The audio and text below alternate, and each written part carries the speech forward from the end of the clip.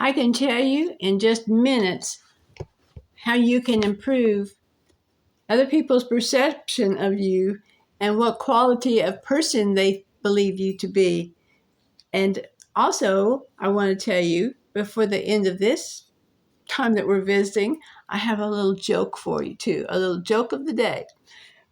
We recently were talking about corrupt communications and what that involved. And I had this old rotten apple that I had saved out of my own refrigerator to share with you to describe the similarities between that rotten apple and corrupt communication. Corrupt communication are the words and things that come out of our own mouth that are regrettable.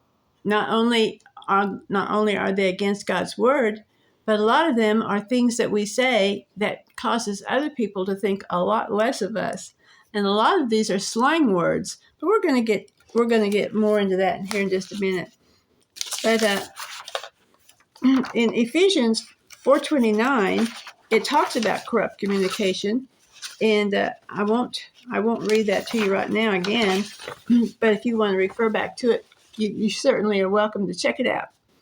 And when we talked about the apple, how it was rotten, it was stinky, it was of no value, and it is definitely not something you wanted to eat because it would probably make you sick.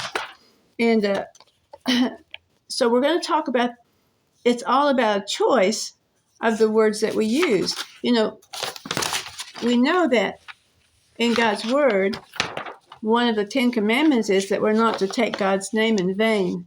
And a lot of people, they get around that. Well, I asked Mr. Google, who knows apparently everything. I asked him, what are some euphemisms for God? And of course, he told me, well, people say, oh my God. Even some people that profess to be a Christian or someone who loves and honors the Lord will say, oh my God.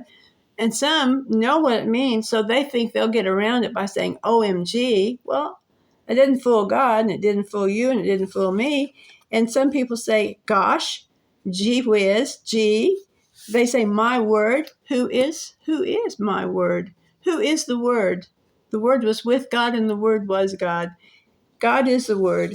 And some say, oh my goodness, that's guilty. Right along with you, I'm learning. These are things we should not be saying. And heavens, good heavens.